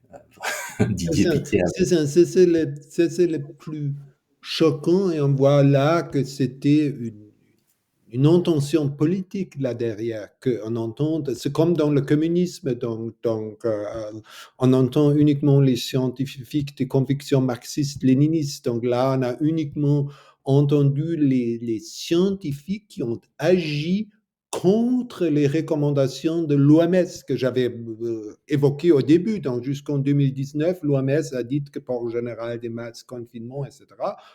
On sait que ça ne marche pas. Donc tous les médecins qui ont défendu la stratégie traditionnelle de réaction médicale ont été exclus pour présenter une pseudo-science dans la télévision. Et malheureusement, les médias ont joué ce jeu. Ils auront dû faire des entretiens avec des scientifiques aussi qui étaient reconnus, etc., jusqu'au moment-là pour avoir un autre point de vue. Oui, c'est même pas un scientisme. Si vous voulez, si encore c'était un scientisme basé sur le H-index, sur le nombre de publications ou sur la compétence plus ou moins objectivement mesurée, Oui. mais ça n'a pas du tout été le cas. Ça a vraiment été purement idéologique. Oui, c'était purement idéologique parce que c'était des scientifiques reconnus jusqu'au moment-là. Et ça veut dire que là derrière, il y avait une intention politique, c'est-à-dire il y avait une intention de faire passer ces mesures coercitives et d'entendre, de présenter uniquement en public des voix de la science qui soutiennent ça. Et c'est pour ça que moi, j'étais aussi attaqué parce que moi, je suis scientifique. Donc, je défends la science moderne. Je n'ai rien contre la science moderne. Je n'ai aussi rien de principe contre des vaccinations, etc., contre tout ça. Et c'est clair que aussi des scientifiques, des philosophes des sciences, notre tâche est d'examiner les prétentions à la connaissance, doivent Oui. exprimer leur voix là-dessus et qu'il y a une pluralité des voix. Et c'est clair, c'est à nouveau clair. Reprenons le débat sur la stratégie énergétique. C'est évident que la science, il n'y a pas une science monolithe qui nous dit ce qu'il faut faire. Ça devait être clair à tout le monde dès le début. Vous avez aussi, c'est un des derniers moments où vous avez échangé un point de vue divergent. Vous dites à un moment de l'émission, on peut proposer la vaccination, mais on ne peut pas l'imposer. Et Didier Pittet répond du tac au tac, mais c'est exactement ce qu'on a fait. Il y a des bonnes raisons scientifiques d'être sceptique envers la vaccination parce qu'on n'a pas le savoir qui nous permet d'imposer une telle mesure. Il faut mettre l'offre à disposition, mais ensuite, ça doit être la décision libre de chacun. C'est ce qu'on a fait. On l'a proposé? Non. À partir du moment où les postes de travail, où la possibilité de suivre ses études dans des conditions normales, où l'accès à des lieux publics sont conditionnés au statut vaccinal, évidemment qu'on est dans l'imposition et plus dans la proposition. Bon, je pense qu'on n'a même pas besoin de le souligner, mais c'est vraiment ce qui m'a frappé, si vous voulez, dans ce débat, je veux pas non plus trop m'y attarder, mais d'une part, le dispositif était totalement déséquilibré dès le départ, mais d'autre part, dans les échanges que vous avez eus, vous avez raison, en fait, dans le sens que sur ces points-là que j'ai évoqués, en tout cas, on peut vérifier, en utilisant notre raison et en utilisant aussi les outils de documentation scientifique à disposition de n'importe qui permettent de chercher des références et de voir quels sont les résultats des études menées dans les meilleures conditions. On peut vérifier que c'est vous qui aviez le point de vue le plus correct quand il y a eu ces débats. Et donc c'est d'autant plus choquant pour moi d'avoir lu quelques mois plus tard dans le 24 heures, et là j'ai craché mon café quand j'ai lu cet article, en février 2022, Michael Esfeld, le prof rebelle qui embarrasse l'UNIL. Donc vous embarrassiez toute l'institution. Dans cet article, à l'UNIL et ailleurs, écrivait le journaliste, c'était Jérôme Cachin. À l'UNIL et ailleurs, certains s'émeuvent que le prof de philo raconte n'importe quoi sur un domaine qui n'est pas le sien et discrédite l'institution. Alors, ce qui est intéressant, c'est qu'après, le journaliste va à la rencontre de différentes personnes, différents cadres et collègues à l'UNIL, et que finalement, personne ne confirme que vous embarrassez ou que vous discréditez l'institution, certainement pas le recteur qui est très attaché à votre droit d'exprimer des opinions critiques. La seule personne qui va dans le sens désiré par le journaliste, c'est Vincent Barras, qui était finalement, qui faisait partie de vos contradicteurs lors de l'émission Infrarouge, donc qui n'est pas particulièrement objectif sur ce sujet-là. Et ce qui est frappant, c'est que tout au long de l'article, finalement, il y a une espèce de tension dramatique où on attend de savoir quel aura été le péché qu'a commis ce professeur Esfeld, parce qu'il discrédite, il embarrasse, donc il a dû dire des choses vraiment d'une profonde bêtise. Et donc je lis l'article, et ça vient pas, et après je vois que la seule chose finalement qui vous est reprochée, c'est quand il vous interroge, pourriez-vous concéder que vous avez diffusé des fake news? Je me dis, il a diffusé des fake news, qu'est-ce que ça va être? Des fausses informations, par exemple, sur le fait que les pays qui n'ont pas pris de mesures n'ont pas eu plus de dégâts que ceux qui en ont pris. Je me dis, vous savez, la petite musique, je me dis tout ça pour ça. En fait, ce qu'on reproche au professeur Michael Esfeld, c'est d'avoir dit quelque chose qui est scientifiquement absolument, pour moi, correct, même si on conteste que ce soit correct, c'est en tout cas absolument défendable sur une base documentée scientifiquement. Et donc, tout cet article était construit sur le fait que vous vous opposiez aux mesures comme les confinements qui avaient été prises pendant la crise. Et c'était quand même une première page dans le 24 heures ce jour-là, et une page 3, donc un article important, basé sur rien. Et pour moi, on est quand même là dans le registre de la cancel culture, parce que quand on parle d'un professeur qui discrédite une institution, on prend la direction de vouloir l'en écarter. de cette institution, même si on n'a pas le pouvoir de le faire et même si c'est pas le résultat, fort heureusement, qu'a eu cet article. Pour moi, l'intention était présente. Euh, et c'était un peu un sommet du pire que les médias ont proposé en s'attaquant aux personnes pendant la crise du Covid. Donc j'ai été vraiment choqué par cette tension dramatique qui se dégonfle complètement, où en fait, voilà, vous n'avez rien à vous reprocher. Comment est-ce que vous avez vécu cet article? Comment est-ce que ça s'est déroulé pour vous? Et quelles en ont été les suites, s'il y en a eu?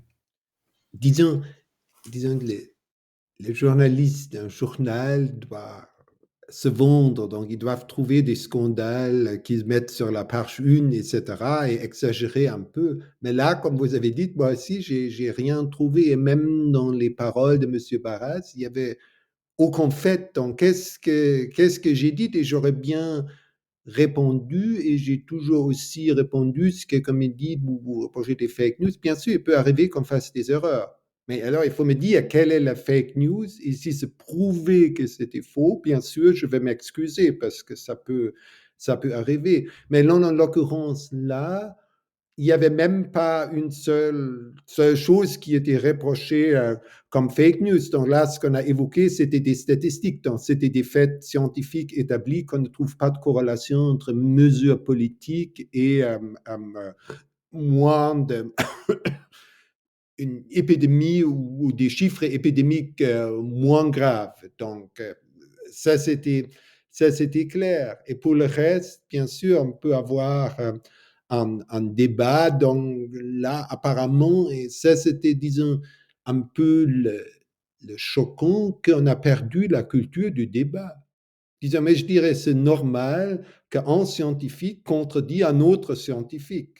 Donc, un professeur, et même si c'est un professeur de philosophie des sciences, se basant sur certains professeurs de médecine, comme j'avais mentionné, Ulrich Keil, qui était un épidémiologue de renommée mondiale, contredisent d'autres professeurs de médecine. Ça, c'est normal.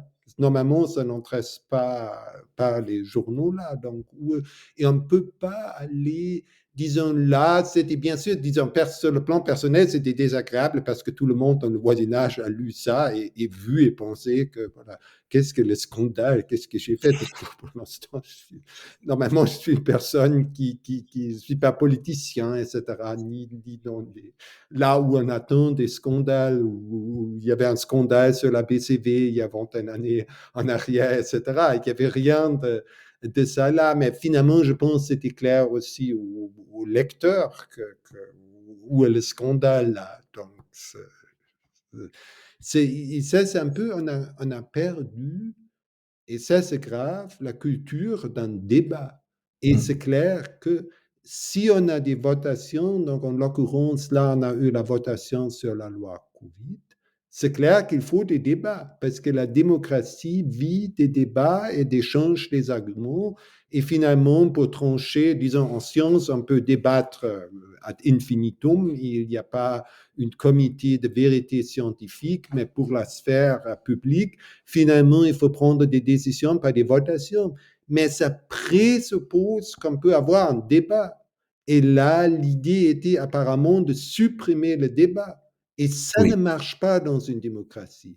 Ça, c'est ce qui est le plus choquant, qu'on pense que, et ça continue avec d'autres sujets, que une élite des experts ou je ne sais pas quoi peuvent trancher sur ces sujets. Soit. Mais dans ce cas-là, il faut être ouvert et dire que, OK, alors on supprime les votations ou on supprime certaines votations. De toute façon, il faut changer la Constitution en ce cas-là. Donc, ça, c'est ce qui ne va pas. Donc, si on vit dans un pays démocratique, on a des débats et les débats ne sont pas toujours des séminaires philosophiques où on échange des arguments. C'est clair, il y a la polémique, etc. Mais au fond, on doit accepter qu'il y a différents points de vue.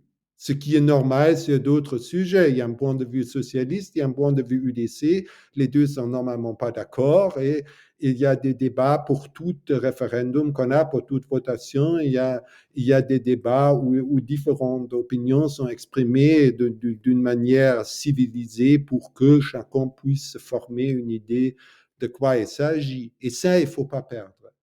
Et ça, c'est ce qui est grave là-dedans, que c'est qu'on suggère qu'il n'y a plus de débat et que des gens qui disent autre chose n'ont pas le droit de s'exprimer ou qu'on ne regarde pas les faits là. Et ce qui est grave là, parce que ce passeport vaccinal, ces confinements, etc., ça touche les droits fondamentaux de l'homme. Ça Oui. touche nos droits fondamentaux. Personne, sauf s'il y a vraiment quelque chose d'urgence comme une guerre ou quelque chose comme ça, n'a le droit de me demander sur mon statut vaccinal, a le droit de m'exclure d'un restaurant si le propriétaire du restaurant est prêt à servir. Donc, si un propriétaire d'un restaurant dit je veux que uniquement des gens masqués ou des gens vaccinés entrent, d'accord, c'est son droit privé de fixer des limitations, mais ce n'est pas l'État qui peut interdire ce genre. Donc, ça touche vraiment les fondements de notre État et de l'État constitutionnel démocratique. Et bien sûr, là, il faut avoir un débat. Ça ne peut pas passer comme ça. Et ça, si on perd cette culture de débat, ça, c'est grave. Et c'est quelque chose, c'est peut-être le bon moment pour parler des ennemis de la société ouverte, parce que vous avez aussi fait référence à Karl Popper et à son livre Les sociétés ouvertes. Et ses C'était ennemis, donc ennemis, Et leurs ennemis. de la guillemets dans le sens de Popper. Donc, Oui. Mais j'aimerais c'est une citer déclaration de guerre. Donc. un extrait de votre article à l'époque sur le sujet, parce que je pense que c'est vraiment très pertinent par rapport à ce qu'on a vécu.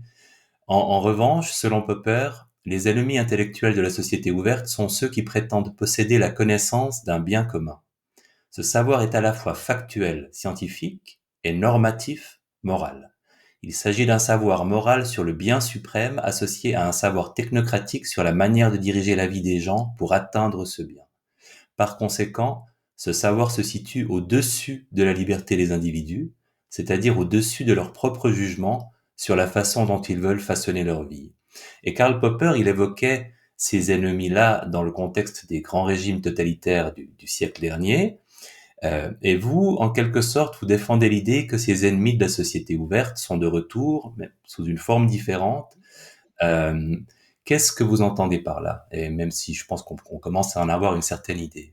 Oui, c'est cette idée de scientisme. Donc, on a évoqué ça plusieurs reprises déjà dans notre entretien, que la société ouverte se fonde sur un débat, sur un processus démocratique, sur reconnaître le droit d'autodétermination des gens. Et s'il y a des personnes qui réclament avoir un savoir qui légitimise de prendre des mesures coercitives contre des gens, c'est des ennemis de la société ouverte. Et on les trouve au milieu de notre société. On les trouve en sciences, dans les médias, en politique. Et finalement, ils sont séduits par le pouvoir. Bien sûr, se baser, se réclamer d'une pseudo-science comme une religion, c'est beaucoup plus facile pour exercer du pouvoir que aller devant la population, faire un débat, avoir une votation, risquer de perdre la votation, etc. Donc, il y a des incentives, il y a une séduction là. Donc, je ne veux pas dire que ce sont des gens moralement mauvais, des choses. Il y a certains mécanismes là derrière qui font qu'il y a une séduction du pouvoir qui fait qu'on perd les valeurs telles que droits de l'homme, débat ouvert, etc. Et dans ce sens, il s'agit des nouveaux ennemis de la société ouverte qui viennent du milieu de la société.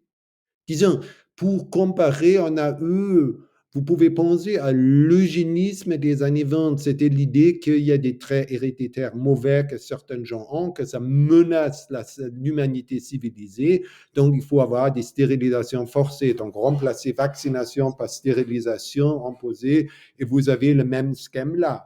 Et c'était le même schème, c'était un savoir pseudo-scientifique normatif. On sait qu'il n'en y avait rien. Disons, dans la mesure où il y avait des différences entre des couches sociales, donc que les ouvriers ont de plus des enfants que les cadres, ça se réglait par le progrès économique et social, qu'il y avait des salaires corrects aussi pour les ouvriers, etc.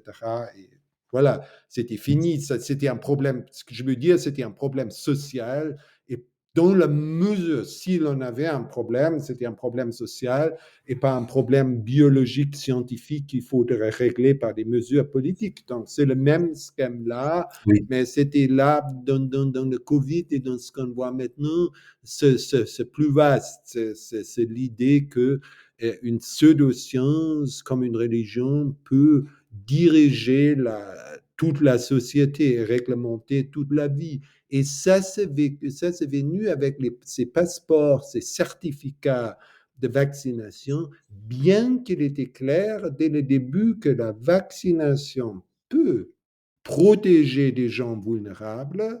Ça, je ne sais pas, je ne peux pas me prononcer là-dessus. Je sais qu'il y a un débat, mais ça, c'est tout à fait possible. Ça, je regarde comme question ouverte. Mais il était clair dès le début que ça ne peut pas empêcher la transmission du virus. Donc, ça peut protéger vous-même. Donc, c'est une décision pour vous-même si vous pensez que ça vous protège ou non, mais ça ne peut pas protéger les autres. Ça, c'était clair dès le début. Dès le début. Donc, il n'y oui. avait jamais aucune base de discriminer, de faire ce passeport vaccinal, pas comme si les gens qui se sont vaccinés ne peuvent plus répandre le virus. Ça, il n'y avait jamais, Oui. c'était purement de la propagande pour la obéissance, pour obtenir de l'obéissance dans la population. Ce qui était, et les gens qui ont fait ça, comme M. Petit, et comme Didier Petit, sont dans ce sens popérienne. Ce n'est pas une critique personnelle, mais dans ce sens popérienne, ce sont des ennemis de la société ouverte. Je pense que je suis en train d'écrire un très très long article sur le sujet de la vaccination Covid altruiste, hein. Je pense que c'est probablement, ce sera probablement, avec le recul historique, probablement la partie la plus folle de la réponse Oui, euh, alors à personnellement, Covid. je peux comprendre, disons, dans ce point de vue pragmatique, il y avait pression des autres pays, donc je peux comprendre la réaction suisse, disons, jusqu'au printemps 2021. Et M. Berset avait dit que le moment où il y a la proposition de vaccination, la possibilité de se faire vacciner, se finit. Et j'ai pris ça à la lettre. C'est pour ça que Et je non. n'étais pas avant tellement fort dans le public. Après, ils nous ont trahis. Et ce passeport vaccinal en Angleterre, dans les pays scandinaves, aux États-Unis en large partie, c'était fini. Là, il y avait plus. Donc, ce que le Conseil fédéral a fait là, ça s'explique pas pragmatiquement par impression d'externe. Il n'y avait aucune raison de le faire en Suisse, aucune raison politique, aucune raison scientifique, parce que c'était clair dès le début. La vaccination ne peut pas. Et c'est aussi clair pour tout le monde. Donc, on a évoqué, malheureusement, chaque année, il y a des décès à cause de la grippe. Il y a des victimes de la grippe. Il y a depuis des décennies des vaccinations contre la grippe. Donc, les vaccinations, c'est à nouveau quelque chose là, je ne peux pas juger, je ne veux pas juger si ça protège, si ça peut offrir une autre protection. Chacun doit décider soi-même. Mais ça ne prévient pas qu'il y a chaque année des vagues de grippe. Donc, la vaccination contre la grippe n'est pas comme la vaccination contre le polio ou contre la diphtérie ou contre d'autres, là où l'on sait que une fois vacciné, la plupart de la population, c'est fini, le virus ne peut plus se répandre. Pour les virus du type respiratoire, ce n'est pas le cas. Et ça, Oui, chacun a pu savoir dès le début. Donc, à nouveau, il ne faut pas des connaissances scientifiques, il faut juste la comparaison avec la vaccination de la grippe. Et ça serait absurde d'introduire un passeport vaccinal pour la grippe ou d'imposer ça pour des raisons altruistes. Ça serait évidemment absurde et c'est de même absurde pour le Covid. Et ça, on a su, ou on a pu savoir. Et même le Conseil fédéral, dont M. Maura, dans ses entretiens maintenant, il a dit, bien sûr, on n'a pas eu le temps d'étudier tous les dossiers, etc.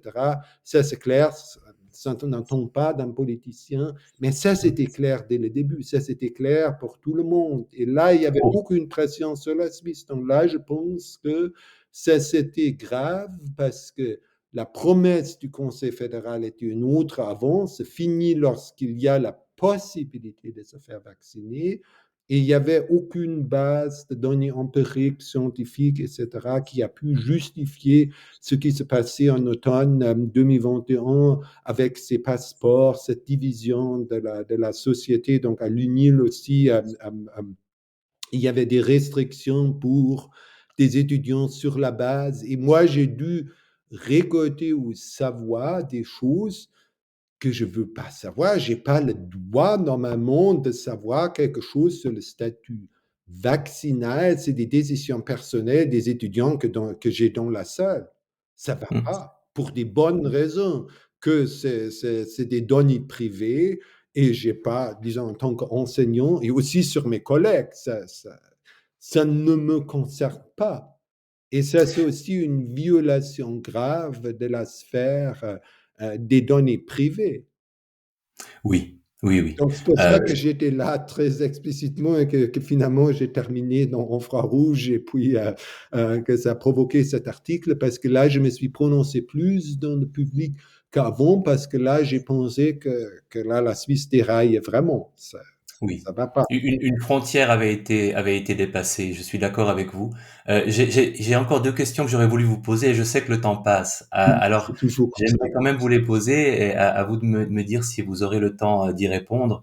Quand on évoque le retour des ennemis de la société ouverte, ça conduit aussi à cette crainte qu'à titre personnel, j'éprouve actuellement, euh, du développement d'une forme de totalitarisme qui ne serait certes pas comparable au totalitarisme du passé. J'ai bien conscience que ça prendra une forme différente, mais il y a beaucoup de signes, pour moi, objectifs d'un glissement vers un nouveau Oui. totalitarisme, et je sais que vous partagez cette préoccupation. Est-ce que vous pouvez me dire quelques mots sur ce totalitarisme dont vous craignez l'arrivée? Quelle est sa forme propre telle que vous l'envisagez? Oui, alors le totalitarisme ne se définit pas par des camps de concentration, le goulag. Ça arrive uniquement s'il y a résistance dans la population. Le totalitarisme se définit par, premièrement, ne plus respecter la frontière entre vie privée et vie ou sphère publique. Et deuxièmement, que l'État réclame le droit de réglementer sans limitation même la vie privée. Et c'est ce qu'on a vu avec ce passeport vaccinal, etc., les ordres que même même M. Parmelin se vantait encore que ça a bien marché, que le Conseil fédéral a réglementé combien de gens peuvent se rencontrer. Et M. Parmelin n'est même pas un communiste. Donc, vous voyez de quelle manière ça a déraillé là. Si un conseiller fédéral dit ça publiquement et se réclame le droit de réglementer même la vie privée des gens. Donc, ça, c'est une tendance, un virus du totalitarisme qui a touché beaucoup du monde dans la classe politique, même des gens qui sont très loin dans leur conviction politique des positions d'extrême gauche ou d'extrême droite. Donc, ça, si sur la base d'une vague de virus aussi innocente que le Covid, qui n'est pas un danger pour la population, les autorités politiques peuvent réglementer la vie privée, ils peuvent faire n'importe quoi. Sur n'importe quoi, si une vague de virus comme le Covid peut servir de prétexte de régler même les contacts privés des gens, c'est pour ça que j'ai peur de la politique, ils peuvent faire n'importe quoi avec nous. Ça, c'est le problème. Que cette tendance totalitariste, ils peuvent fabriquer, si on peut mettre en scène une crise comme dans la Covid, on peut le répéter avec n'importe quel sujet, semer de la panique, régler même la vie privée des gens, ce qui est une limite absolue. Personne n'a le droit d'interdire à des gens de se rencontrer, d'aller au restaurant si le restaurateur, le propriétaire du restaurant est d'accord de le recevoir, donc le droit de faire des contrats dans la vie sociale, etc. Personne, aucune autorité politique n'a le droit d'y intervenir, sauf si quelqu'un dépose une plainte et dit que vous voyez ça, exemple typique, c'est la fumée dans la sphère publique. OK? Dans les trains, on avait séparé, etc. Maintenant aussi dans les gares. Donc là, il y a un problème parce que des gens se rencontrent qui ont le but simplement de voyager et ne veulent pas être soumis à la fumée. Donc, d'accord, les CFF ont le droit de réglementer ça. Mais si quelqu'un fume dans son appartement ou reçoit des fumoirs, des gens qui fument dans son appartement, ça ne concerne pas l'État. Disons, en Nouvelle-Zélande, on veut interdicter de fumer. Moi, je suis non-fumeur, j'aime pas la fumée, etc. Mais si ça me gêne, j'arrive à parler avec des gens et dire que normalement, on règle ça. Mais ça, l'État n'a de principe pas le droit d'entrer dans la vie privée. Et s'il le fait, on franchit le seuil vers le totalitarisme parce qu'en ce moment-là, l'État peut réglementer tout. Oui. Ça, c'est le danger. Et vous dessinez le risque, c'est quelque chose que j'ai eu le temps de lire à toute vitesse quand j'ai appris l'existence de votre livre plus récent hier.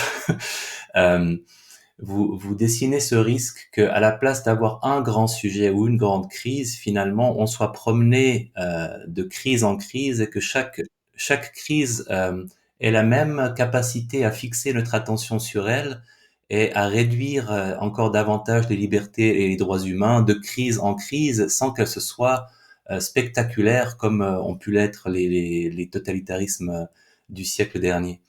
Et c'est aussi avec, je dirais, la question climatique, les guerres qui ont succédé au Covid dans l'actualité avec Ukraine ou Gaza, on voit bien que si on faisait face constamment à de nouvelles crises qui chacune pouvait potentiellement justifier des nouvelles diminutions dans les libertés, dans les droits humains, dans la structure de l'état de droit, on pourrait avoir un totalitarisme par lente érosion de la démocratie libérale de crise en crise. C'est ça. Donc, si vous prenez le communisme et le national-socialisme, c'est un grand narratif, les classes ou les races. Le moment où cette narratif s'est effondré avec la guerre réelle, les goulags, etc., se finit. Ce qu'on a à faire maintenant, c'est un totalitarisme postmoderne. Donc, au lieu d'une grande histoire, d'un grand narratif, on a des petites histoires qui postulent chacun un bien qui n'est pas absolu, comme la société sans classe ou la société racialement pure, mais qui est un bien partiel, protection de la santé, protection du climat, etc. Et on peut enchaîner à volonté chaque fois. Donc, le schéma se répète. Ça, c'est le danger. Donc, le Covid est derrière nous. Et on a vu que tout ce bâtiment des mensonges s'est effondré. Lentement, mais c'est clair aujourd'hui. Et c'est pire que j'avais pensé à l'époque. À l'époque, j'avais sous-estimé les effets négatifs de la vaccination. Personnellement, je n'ai pas cru que ceci grave comme ça se révèle maintenant. Et j'en suis très désolé, aussi très désolé pour la science et la médecine parce que ça aura l'effet que la population perd la confiance dans la médecine et dans la science. Et ça, c'est dangereux parce qu'on ne veut pas, disons, je défends la science moderne, elle nous a apporté un progrès technologique, un progrès de qualité de vie énorme, et si ça devient une réaction anti-scientifique tout court, ça, c'est pas la bonne voie. Ça serait voie vers l'autre extrême. Et ça, c'est le danger. Mais pour revenir au sujet, parce que c'était un autre sujet, il y a cette situation postmoderne de construire une réalité. Donc, le postmodernisme remplace la réalité avec sa simulation, donc simuler une réalité d'un virus dangereux, d'un changement climatique dangereux, etc., qui se base bien sûr chaque fois sur des faits, mais ensuite ces faits sont exagérés dans un narratif qui est là pour légitimiser une réglementation totale de la vie des gens, et ça peut continuer. Je ne sais pas quelle sera la prochaine histoire. Donc, j'ai écrit ces livres, il y a un autre livre en anglais en préparation qui s'appelle Reconstruire la science et l'état de droit, parce qu'il nous faut une vaccination, pour ainsi dire, une vaccination intellectuelle contre tous ces narratifs, sur la base du fait que chacun est capable d'utiliser sa faculté de jugement Donc, être sceptique envers ce que des experts vous racontent, parce que pour votre santé, pour votre environnement, comme on a évoqué avant, s'il y a un virus dangereux, etc., vous êtes vous-même le juge. Soyez sceptique envers des autorités, parce que les autorités, c'est aussi des êtres humains, avec tous leurs défauts. Ils ne savent pas plus que vous. Ils ont certaines compétences de gestion, bien sûr. Dans une crise pour un département fédéral, il faut quelqu'un qui a une certaine compétence de gestion, c'est clair. Mais ce n'est pas une personne moralement supérieure aux autres, ce n'est pas une personne qui a un savoir privilégié, etc. Donc, être sceptique dans ce sens que reconnaître que c'est pour la plupart des gens honnêtes qui ne sont pas méchants, mais qu'il y a des incentives, qu'il y a des séductions de pouvoir. Donc, soyez sceptiques envers le pouvoir lorsqu'il vous fait des prescriptions pour votre vie sur des prétextes moraux, quasiment religieux, cachés aujourd'hui comme science. Et finalement, osez vous exprimer dans le public. Osez d'exprimer aussi dans votre voisinage, dans les cercles des amis, de votre opinion, parce que disons, la démocratie vit du fait qu'il y a des débats. Donc, résister au cancel culture aussi. Donc, on voit des sondages où des gens disent qu'ils n'osent plus exprimer leurs opinions. Ça, c'est dangereux. Ils ont le droit d'exprimer leurs opinions. Et en Suisse, on ne termine pas, dans d'autres pays, c'est malheureusement le cas, mais en Suisse, on ne termine pas dans la prison. En Suisse, on n'aura pas des lois comme en France, que si on critique ce que le gouvernement déclare comme la science, c'est un crime, ça ne passera pas. Je suis toujours convaincu que ça ne passera pas en Suisse. Donc, cette culture démocratique des débats, ça dépend de chacun de nous, de la cultiver ou non. Et ces régimes, ils se basent sur semer la peur ou de persuader aux gens ce que vous avez cité, c'est scandaleux, comme s'ils ne pouvaient pas penser de manière autonome, mais ont quand même le droit de voter. Donc, dans le cas échéant, il faut exercer ce droit de votation pour mettre ces gens dans la limite. Mais ça dépend de nous, ça dépend de la population. Si on a le courage d'utiliser son entendement pour parler dans les termes kantiens, donc les lumières, c'est le courage d'utiliser sa propre raison et sa propre faculté de jugement dans un débat public ouvert. Je crois qu'il n'y a pas une plus belle manière de terminer avec une lueur d'espoir. Oui. Puissions-nous utiliser tous notre entendement comme vous suggérez ici que nous le fassions. Je vous remercie beaucoup pour le temps important que vous m'avez consacré, professeur Esfeld. Merci. Merci, on peut continuer encore des heures. Oui. On a encore d'autres choses à faire.